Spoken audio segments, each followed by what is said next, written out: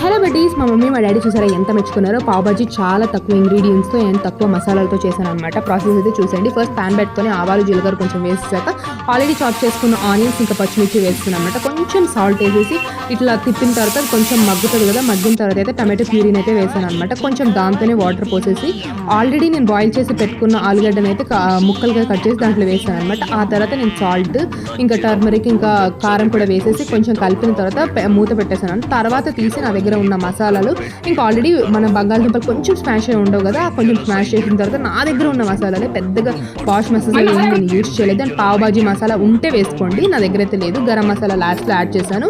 And also kasuri methi అయితే కన్ఫామ్గా ఉండాలి. కొంచెం మెదిపి అయితే వేసాను అనమాట.